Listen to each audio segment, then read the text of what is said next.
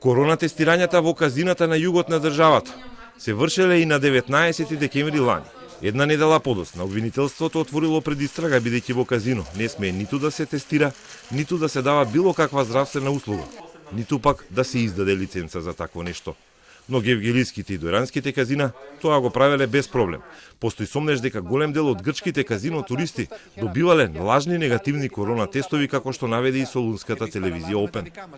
Обвинителството потврди дека се извршени претреси во казината, но и во лабораторијата Ели Медика Плюс, за која е утврдено дека имала пункт за тестирање на меѓународниот автопат во киоск. Со двете наредби е опфатено пребарување на компјутерскиот систем, проверка на податоци, одземање лабораториски извештаи, списоци, евидентни листови и друга документација, како и споредување на податоците со цел да се утврдат евентуални незаконитости. Наредбата се однесува на целиот период од почетокот на изведувањето на ваквиот тип тестови во наведените казина.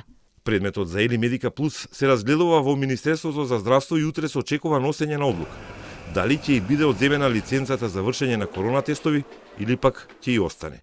Како што веќе објави завчера Телма на 6 јануари, Здравствено-санитарниот инспекторат утврдил дека тројца вработени лаборанти на Ели Медика во скафандери со заштитна опрема во административен простор на дојранското казино Кинг чекале грчки коцкари за рапид тестирање. Само тој ден завеле 7 тестирани во казиното, иако постои сомнеж дека тестирања воопшто и не се вршеле. Во истрагата е вклучена и полицијата, која од належните здравствени институции барала документација за лиценцата на лабораторијата Ели Медика, како и за условите каде смее да се врши тестирање.